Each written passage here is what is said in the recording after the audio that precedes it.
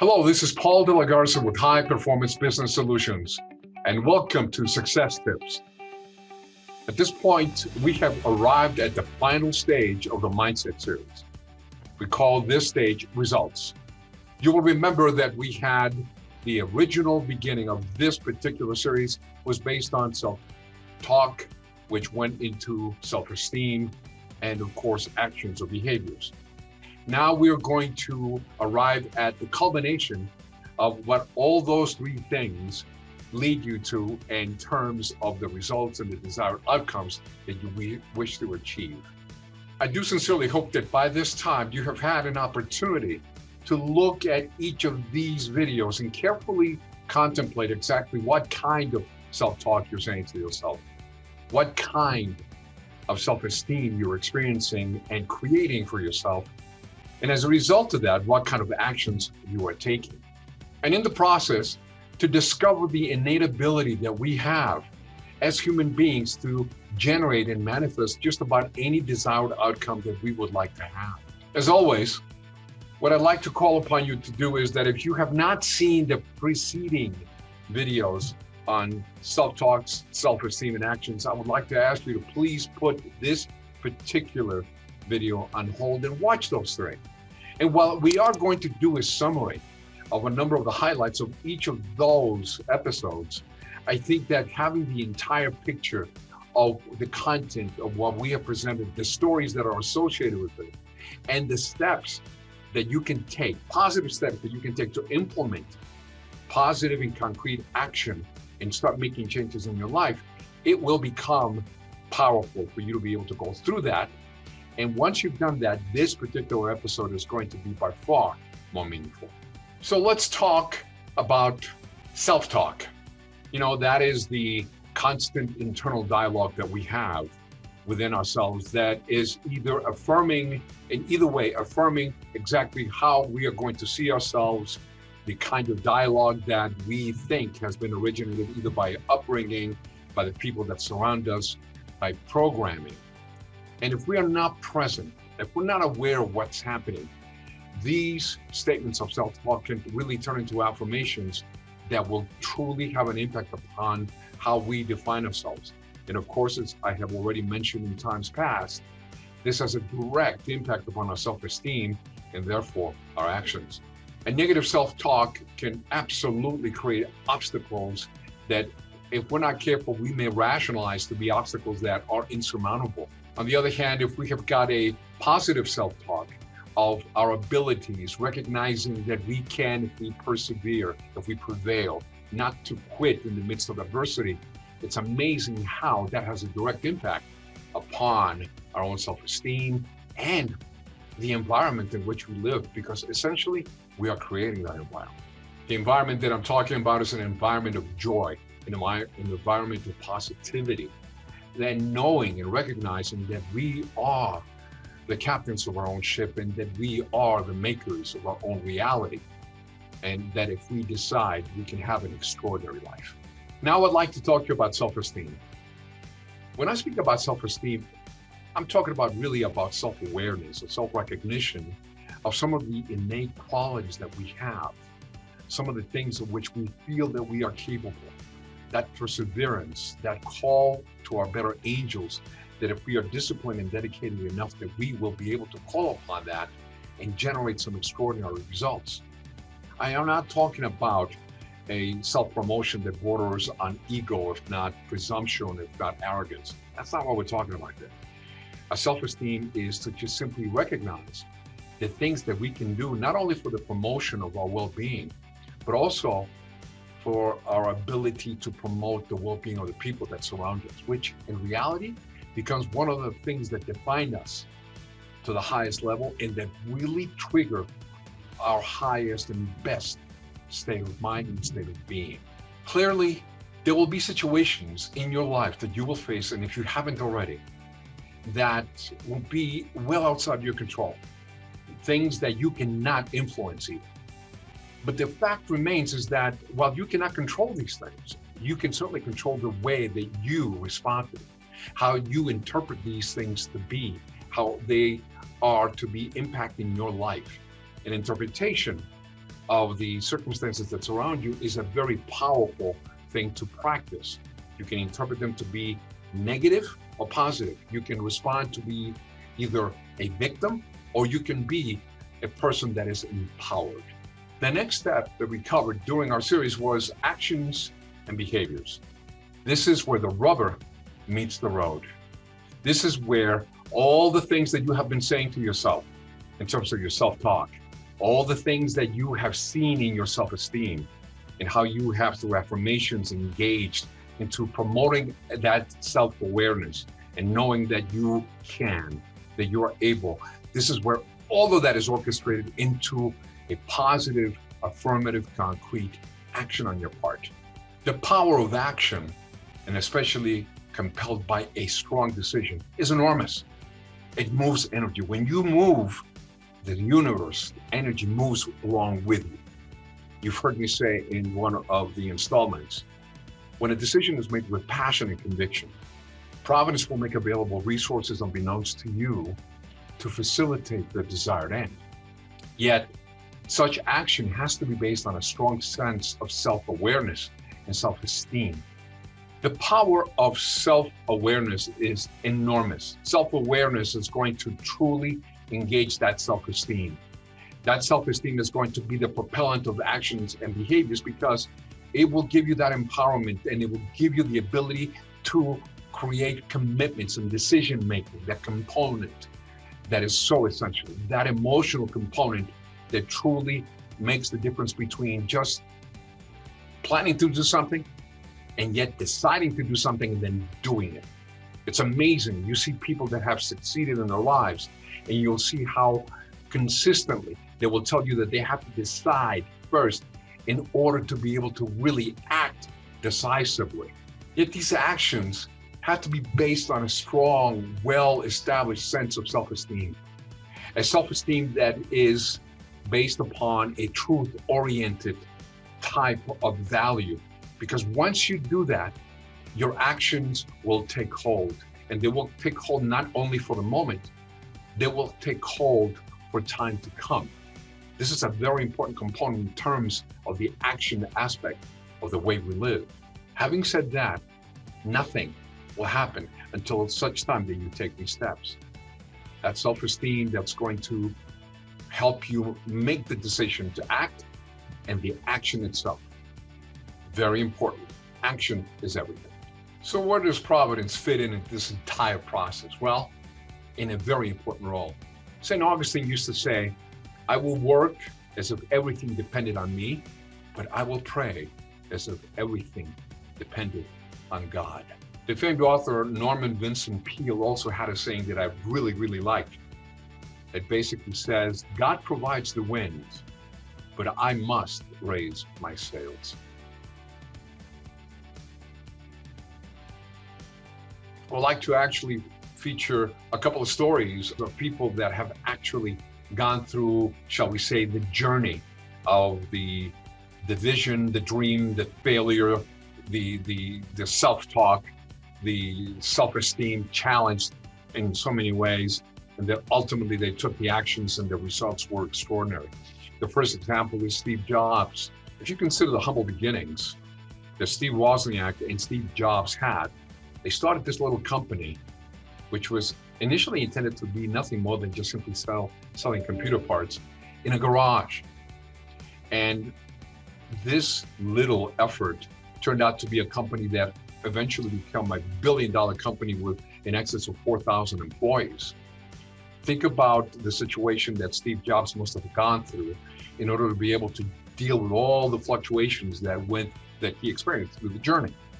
Everything ranging from the for starters, the self-talk, what he was saying to himself to make sure that he constantly maintained a vision, and what he was saying to himself to maintain himself at that position of achievement. And then eventually the self-esteem, the things that he had to deal with in order to be able to deal with some of the challenges that came after he opened up the company called now Apple. He gets fired and eventually he gets rehired. And then Apple became the first $1 trillion company in the history of the private sector of the commercial world in the United States, and for that matter, of the planet. This is an individual that, if you really want to go through the 4 components of the cycle, self-esteem, self-talk, self-esteem, actions, and results, prime example of what we're talking about here. The other individual that I like to talk to you about is Albert Einstein. And while I don't have much to tell you about Albert Einstein that you do not already know, I wanted to offer you a couple of things that you might not have taken into account, or that I would like to remind you of. Albert Einstein initially had a tremendously difficult time. He did not really know how to speak fluently until about the age of 9. He got expelled out of a couple of schools.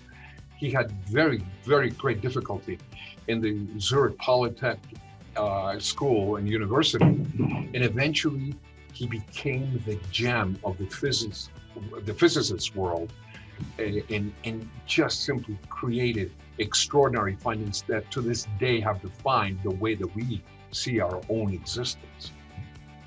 Here's a man who in many cases had to constantly examine his self-talk and his self-esteem and the things that he was doing constantly. Look at the results that he generated. As we complete this series, I would like to tell you that success really is just simply not overnight. Success has its foundation in a number of challenges, failures, number of deviations, and frankly, in some cases, a number of interruptions. And yet we come back, and it goes back to that self-talk. Can I do this? Will I be able to do that? And it's that programming that we were talking about. And then that self-esteem. And again, it's a matter of self-awareness and calling upon your better angels for those innate gifts that you have. And then the most important thing that you can do is take those 2 things, once you really have prepared, and take them out for a test drive through your actions. Actions is the journey.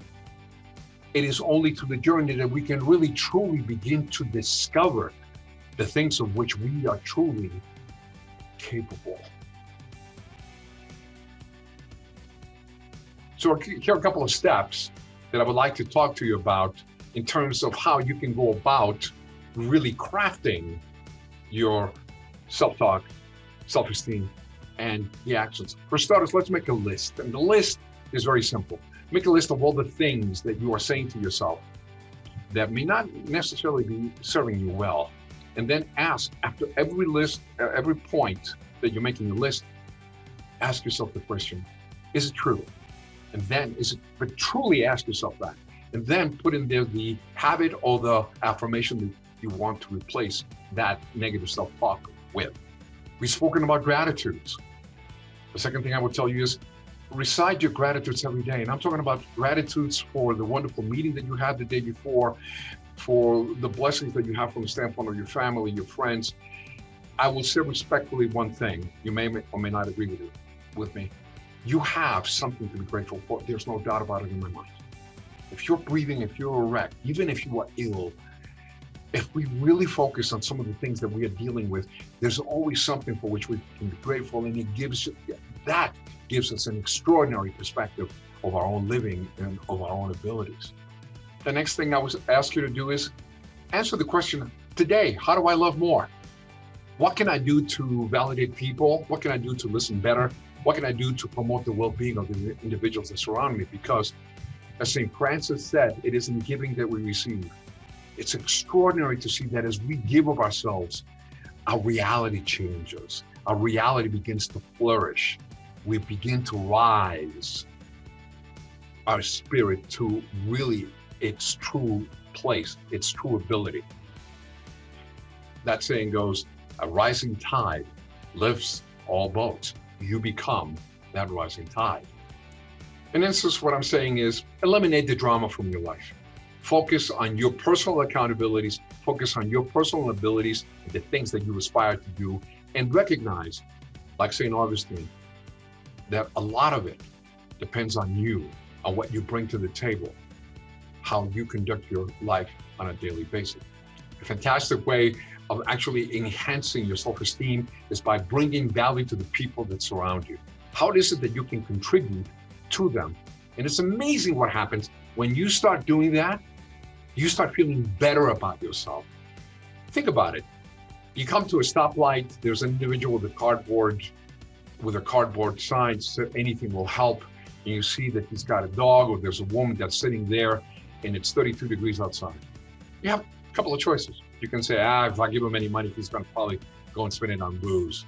Or you can say, no, I see you. I hear you. It doesn't really matter what you do with the money. I just want to let you know that you matter. And when you give them that $1 or $5 or $10 or $20, you walk away feeling that you have actually promoted someone's well-being, even for an instant, for a small instant. But now you start bringing value to the people that surround you. You can do the same thing by the way that you interact with people and reminding them of how good that could be. Simply by actually just listening to them and looking at them as if they are the most important person in the planet in that time. When you have that, you get a reflection of that wonderful energy right back to you. And it's amazing how your self-esteem begins to flourish. Talking about energy, I want to remind you, you are responsible for the energy that you bring wherever you stand. And the reason that is important is because the energy that you bring will be adopted by that situation. And people can perceive that. So why not simply be aware of the energy that you bring and bring the best energy that you can? Again, another way to enhance your self-esteem and your well-being, because all these things are nothing but reminders of who you really are already. If you're being burdened by a memory of the past, what I would ask you to do is to go back to that memory. Take a moment, pause, a very private moment, and look at that person who may have committed a transgression against you and forgive them and release them so that you can no longer have to deal with the burden of having to carry that situation every time that something happens that reminds you of that instance. When that happens again, after you have released and forgiven, you are free. You have liberated yourself. You are now ready to fly. I would say to you that this is a constant work. This is not something that you do once and then it will last forever. This is like breathing. You have to do it consistently. So I would invite you to reaffirm your affirmations, to constantly bring them forward and write your gratitudes, write your affirmations. I think I shared with you in one of the installments, I lead a purposeful life in pursuit of the highest good for myself and for those who surround me. Think about the meaning of that statement. And if you were to reaffirm yourself constantly as to how that really impacts your life, you will begin again to see an extraordinary sense of self developing within you, which equates to an incredibly strong self-esteem. If you're having difficulty starting certain things or doing and you're putting them off, don't think about the final outcome. Focus on starting and do nothing more. If you're having difficulty losing weight, don't try to say to yourself, I'm going to lose 50 pounds within the next 30 days. That's just simply not going to happen. Not unless you get ill. But what can happen is that you say to yourself, I want to lose 2 pounds this month. And the way I'm going to do this, I'm going to take 10-minute walks. You know what's going to happen? You take the 10-minute walks, and when you least expect it, you're going to be taking 30-minute walks. Focus on starting. And lastly, once you start something, once you start your affirmations, once you start your gratitudes, once you start really connecting with people, stay with it. Have this become a part of your daily living, and you will truly begin to peel the onion of the things that were enveloping you that were not being of service to you, and you will begin to see that incredible light begin to shine through, because you're getting rid of the cloaks of the fear, the frustration, the anger perhaps. They're no longer playing a role in your life. What really is seeping through is the light that you have naturally given to you so that you can serve the people that surround you more than anything, that you can truly shine to the person who you truly are. This concludes the Mindset series. I want to invite you to continue watching our series, because we are going to be talking about a number of different topics in the next couple of weeks. Stay tuned. We have some really good stuff coming your way. Thank you so much. May God bless you. Take care and be well.